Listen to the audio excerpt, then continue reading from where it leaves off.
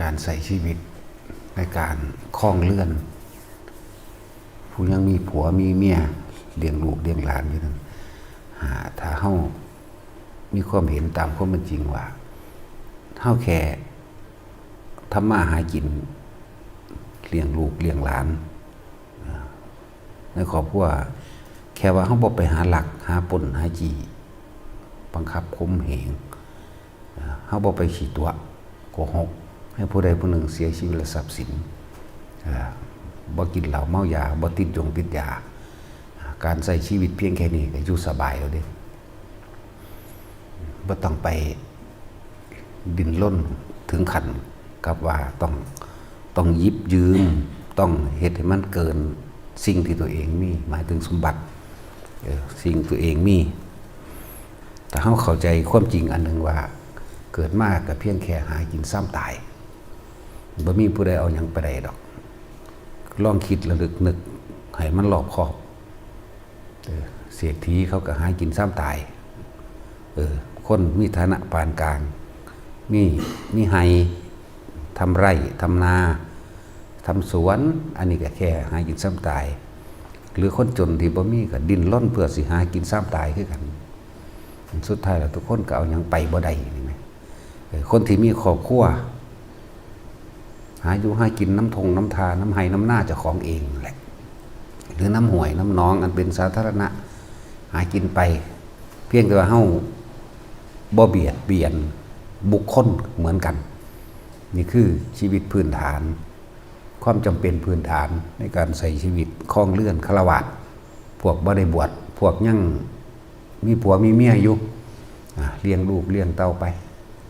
ก็ไปแค่นั้นแหละชีวิตก็อยู่สบายปลอดภัยดีแล้วเนี่ยถ้าบ่ไปลักบ่ไปปล้นไปกี้ไปฆ่าติดยาเสพติดขี่เหล้าเมายาไปขี่ตัวโกหกให้ผู้อื่นเสียชีวิตและทรัพย์สินชีวิตพื้นฐานของการครองฆราวาสก็มีความสุขดีแล้วล่ะเฮาสิบ่ไปกังวลว่าเฮาบ่ได้ไปตีไปฆ่าพวกนั้นพวกนี้เฮาบ่ได้ไปลักสิ่งลักของเขาเฮาบ่ได้กังวลหยัง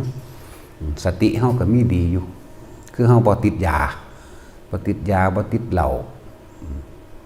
นั่นแหละทำมาหากินไปแต่ละมื้อแต่ละเว้น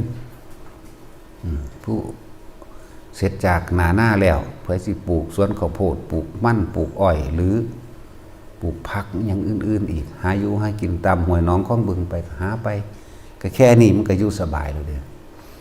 นี่คือพื้นฐานในขั้นต้นขั้นต่ำแต่มีเวลาฟังธรรมก็ฟังมั่งฟังผู้เพิ่นแสดงธรรมอริยสัจสี่ผู้เพิ่นแสดงธรรมไปในทางให้เห็นตามความเป็นจริงนั่นแหละเฮาใช้ชีวิตแค่นี้ชีวิตพื้นฐานเฮาก็อยู่สบายดีแล้วดิส่วนมากที่มันเดือดร้อนมันดิ้นรนเกินทะเยอทะยานเกินทรัพย์สมบัติที่มีอยู่หรือจากใดเกินเอาหน้าเอาสวนเอาให้ไปเข้าจำนำไปกู้ไปยืมเพื่อเนี่ยนั่นก็คนที่สิเฮ็ดแนวนี้ก็คิดว่าตาเจ้าของสิได้นั่นแหละนะแต่มันบ่ฮู้ว่าในระหว่างทำกลางอาจจะเปลี่ยนแปลงเฮ็ดให้เป็นหนี้เป็นสินเฮ็ดให้ล่มละลายจิบหายมื้อนี้แหละนี่คือการใช้ชีวิตขั้นพื้นฐานขั้นธรรมดาชาวบ้านให้ตึกแหกินน้ำไห้น้ำหน้านั่นน่ะน้ำห้วยน้ำหนองน้ำคลองน้ำบึงว่าแต่บ่มีหนี้มีสินอีหยัง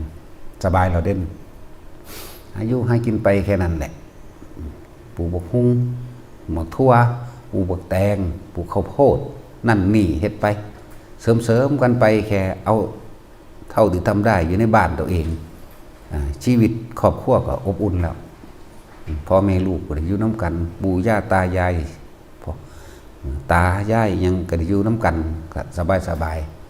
คือหากินแบบบ่โลภแบบบ่หลักนะแบบบ่ปนบ่จี้นี่ขั้นต่ำในการใส่ชีวิตนี่ก็สบายแล้วเด้ต้องมีจังหวะและโอกาสหน้าที่เฮาได้ไปทำบุญทำทานเฮ็ดนั่นเฮ็ดนี่มันต้องมีแหละส่วนชีวิตขั้นกลางของผู้ยังมีครอบครัวอยู่ก็เหมือนกันก็มีเข้าวัดเขาว่าฟังธรรมมั่งบ่อยๆกว่าพวกที่ในขั้นพื้นฐาน บางมืองดเว้นจากการทำมาหากินอย่างอื่นในวันศีลวันพระนี่ชีวิตปานกลาง มีการสวดมนต์ฟังธรรมรักษาศีลมั่งเนี่ยชีวิตปานกลางของนี่เว้าเรื่องชีวิตฆราวาสที่บ่ได้บวชนะ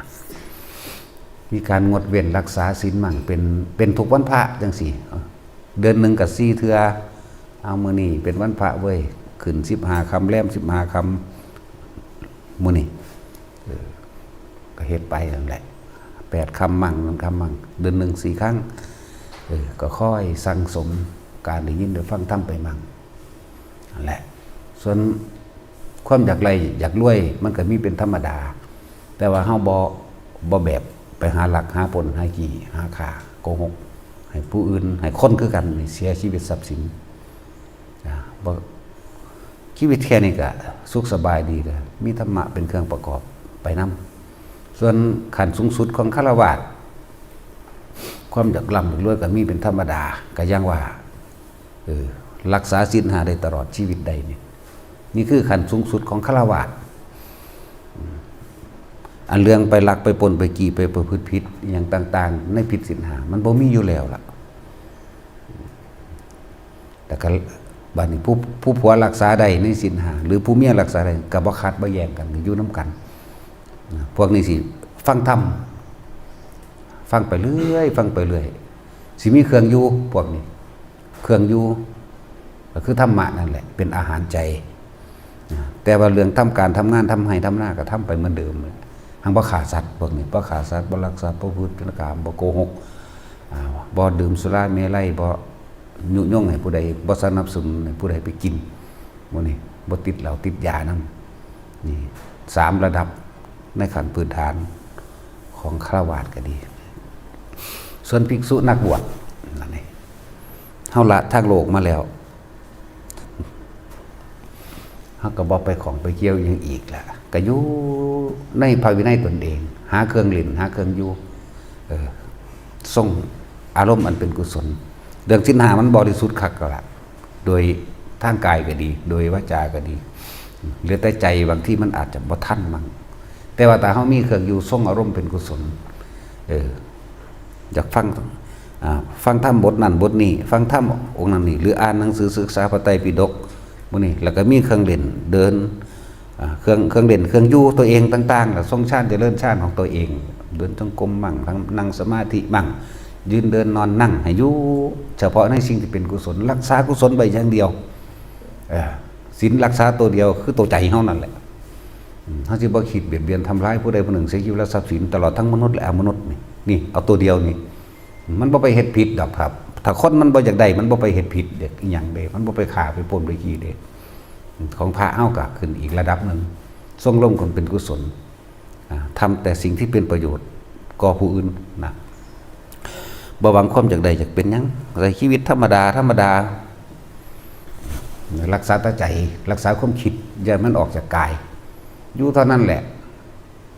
อย่างอยู่ในลมมั่งอยู่ในอุณาโลมมั่งทรงฌานเจริญฌานอยู่ในบทสวดนั่นนี่มั่งเล่นกีฬาสมาธิในตัวเองมั่งนะจิตใจเฮาบ่ไปสร้างบ้านแปลงเรือนจิตใจความคิดเท่านั้นนะบ่ได้ไปหวังว่าสิเป็นเศรษฐีบ่ได้แปลว่าสิเป็นเทวดาบ่ได้แปลว่าสิเป็นใดๆทั้งสิ้นทรงอารมณ์เป็นกุศลอย่างเดียวอยู่จังซั่นอยู่ตลอดจนลมหายใจสุดท้ายก็ตายไปกับลมมันบ่มาเกิดเด้แต่ผิดวินัยมันก็บ่ผิดดอกคนมันบ่อยากได้หยังหรอกบ่มีผิดดอกบ่เจตนาอีหยังหรอกก็ยังว่านี่ต้นแรกมาเลยนี่คือเฮารักษาว่าเราจะไม่คิดคำว่าคิดนี่แม่พี่เด้ทำร้ายเบียดเบียนให้ผู้ใดผู้หนึ่งเสียชีวิตและทรัพย์สินตลอดทั้งมนุษย์และอมนุษย์นี่แม่ยุ่งตัวหนึ่งต่างๆสัตว์ต่างๆที่ของเฮาเห็นเฮาบ่คิดว่ามันเป็นสัตว์หลายมันก็บ่หลายเด้ล่ะขี้เข็บไม่งอดก็ดีงูมื้อนี่เฮาฮู้จักโดยสัญญาหรือสัญชาตญาณอยู่แล้วล่ะเฮาก็หลีกเลี่ยงมันออกไปจังซี่แม่อยู่ความคิดบ่อยากฆ่านั่นมันก็เป็นศีลแล้วเด้ความคิดบ่อยากฆ่าบ่อยากปล้นบ่อยากอิหยังมันบ่มีอยู่แล้วล่ะแต่มันบ่อยากได้แม่อยู่ไปอันใดเป็นประโยชน์ก็เฮ็ดไปสิ่งที่ เน้นย้ำคือทรงอารมณ์เป็นกุศลนั่นแหละนี่เฮาเฮ็ดตามคำสอนพระเจ้าโลดหน้าคิดถึงแต่สิ่งที่มันเป็นประโยชน์ต่อผู้อื่นคำว่าประโยชน์นี่ต้องบ่เป็นประโยชน์อันที่เป็นโทษต่อผู้อื่นนั่นแหละช่วยเหลือโจรอย่างนี้เฮาคิดว่าเฮาช่วยเหลือเป็นประโยชน์บ่อันนี้เฮาก็ต้องเบิ่งว่าควรบ่ควร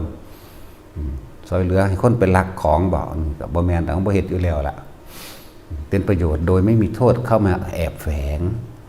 โทษนั้นเป็นมิจฉาโทษนั้นเป็นทำเพื่อช่วยผู้หนึ่งแต่ให้ไปทำร้ายอีกผู้หนึ่งจังซี่นะบ่มีนะนั่นแหละเฮ็ดไปเรื่อยของเฮาถึงเวลาเดินจงกรมก็เดินถึงเวลากวาดลาดก็กวาดเวลาทำความสะอาดวิหารศาลาก็ทำความไปสวดมนต์บทใดบ่ใดก็ท่องไปเฮ็ดนั่นแหละเฮาส่งเฮาแซ่อยู่จังซี่มันสิไปใส่วะเวลาเข้าลมหายใจก็เข้าไปสงสารไปเฮ็ดไปความคิดเฮาบ่ชินในความไปปรุงแต่งอย่างใดอยากดีอยากมีอยากเป็นอีหยังกลับเข้ามาลมนอนหลับในลมตื่นขึ้นกับลมเนี่ยในระหว่างนั่นก็ทรงอารมณ์เป็นกุศลมื้อนี้แหมเฮ็ดไปเรื่อยๆบัดสุดท้ายก็กลับเข้ามาสู่ลมหายใจมันบ่เกิดเด้มันบ่ได้ยากเลยความจริงมันยากเพราะว่าเฮาอยากเกินไปนะเอาล่ะพอ